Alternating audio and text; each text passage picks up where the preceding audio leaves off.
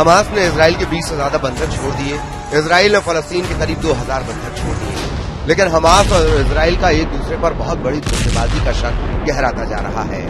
Hamas को इस बात का यकीन हो गया है कि उससे हथियार छीनकर डोनाल्ड ट्रंप बहुत बड़ी साजिश करना चाहते हैं।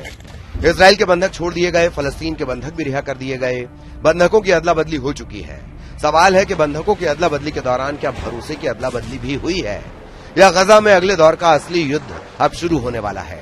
क्या हमास और इजराइल के बीच युद्ध विराम के बाद अब गजा में फिर से ये तस्वीर देखने को मिलेगी जब इजराइल ने गजा की ईंट से ईंट बजा दी थी, पूरे गजा को तहस नहस कर दिया था, मिट्टी में मिला दिया।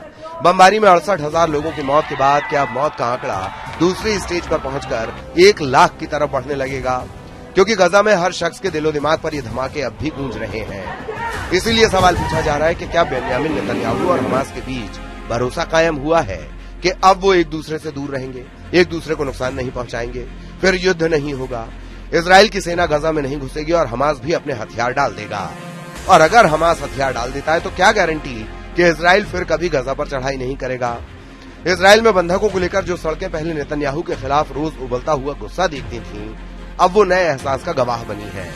लोग बंधकों को वापस घर आते देखकर खुश हैं। उधर इजराइल के प्रदर्शनकारियों का कहना है कि हम लंबे वक्त तक लड़े, हमने इतना लंबा इंतजार किया, हम 2 साल पहले भी उसी जगह पर थे जहां सभी तनाव और सभी भ्रम में थे। अब हम खुलकर सांस ले सकते हैं। जैसा कि कहा गया है, युद्ध खत्म हो गया, इजराइल के लोग जिंदा हैं।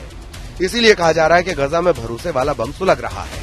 इसीलिए कहा जा रहा है कि गजा में हमास और इजराइल के बीच सबसे निर्मम युद्ध अब शुरू होने वाला है। भरोसे वाला बम फटा तो फिर इस तबाही को रोकने के लिए 10 डोनाल्ड ट्रंप भी कम पड़ेंगे।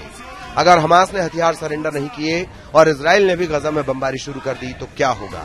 क्या गजा में हमास और इजराइल के बीच भरोसे वाला बम फटने वाला है? गजा को लेकर मिस्र में शांति प्रस्ताव को लेकर हमास पीछे हट गया है। हमास ने कहा कि मिस्र में जो प्रस्ताव दिया गया है उसके कई पॉइंट हमास के खिलाफ हैं। मिस्र की बैठक में न इजराइल न हमास दोनों की गैर मौजूदगी बता रही है कि पेच फंसा हुआ है। इसके बावजूद ट्रंप का इस मीटिंग में आना बता रहा है कि वो युद्ध विराम को लेकर कोई रिस्क नहीं लेना चाहते। ऐसी कोशिश दूसरे फ्रंट पर भी हुई है।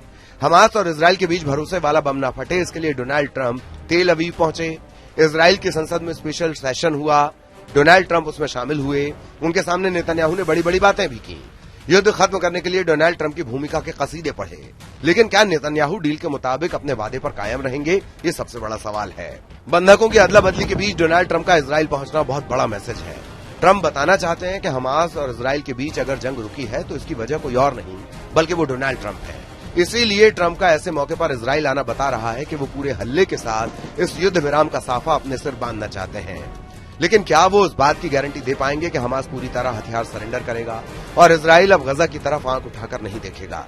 अमेरिकी राष्ट्रपति ट्रंप का दावा है कि ये सिर्फ युद्ध का अंत नहीं, ये आतंक और मौत के दौर का अंत है। ये विश्वास और आशा के दौर की शुरुआत है।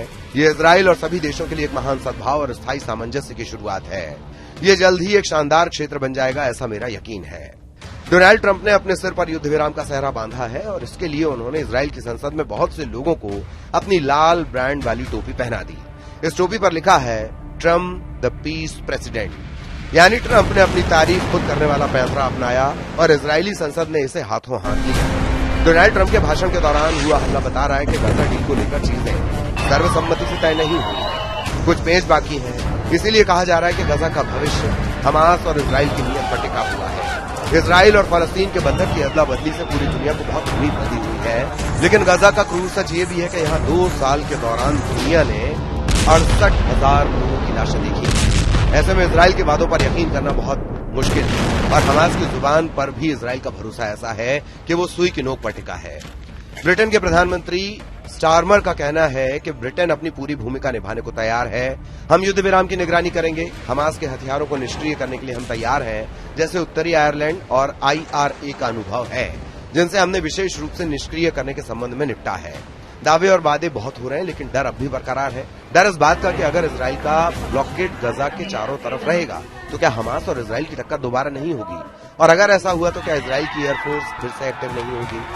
2 साल के दौरान गजा में इजराइल की बमबारी में 67,869 लोगों की जान गई, यानी रोज गजा में 95 लाशें गिरती रही और पूरी दुनिया होंठ सिलकर बैठी। गजा में 2 साल के युद्ध के दौरान 1 लाख टन बम गिराए गए, कोई बिल्डिंग साबुत नहीं बची, सिर छुपाने के लिए तंबुओं के अलावा अब गजा के पास कुछ भी नहीं है।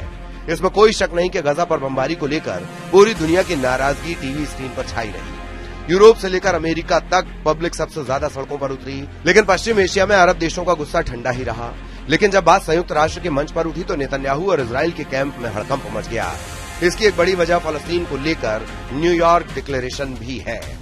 12 सितंबर को संयुक्त राष्ट्र में 2 स्टेट सॉल्यूशन के तहत फलस्तीन को राज्य का दर्जा देने को लेकर वोटिंग हुई थी और उसमें 142 वोट फिलिस्तीन के समर्थन में पड़े, जबकि इजराइल के समर्थन में सिर्फ 10 देशों ने वोट किया था। इन 10 देशों में प्रमुख तौर पर अमेरिका, अर्जेंटीना और हंगरी शामिल थे, जबकि फलस्तीन को रूस, चीन और भारत समेत यूरोप और बाकी दुनिया से समर्थन मिला। रूस के विदेश मंत्री सर्गेई लावरोव का कहना है कि राष्ट्रपति ट्रंप ने अपनी योजना को बार बार अच्छा प्रस्ताव बताया। बेशक ये फलस्तीन के मुद्दे का पूरी तरह से समाधान नहीं करता, लेकिन ये खून खराबा रोकने और गंभीर मानवीय समस्याओं का समाधान करने का एक मौका देता है। फिलहाल हमास और इजराइल के बीच युद्ध रुक गया, लेकिन फलस्तीन को लेकर दुनिया की जो डिमांड है, जो भारत, चीन, रूस समेत तमाम यूरोप के देशों का रुख है, वो इजराइल को तनाव देने के लिए काफी है, क्योंकि फलस्तीन और इजराइल का विवाद अब भी सुलझना बाकी है।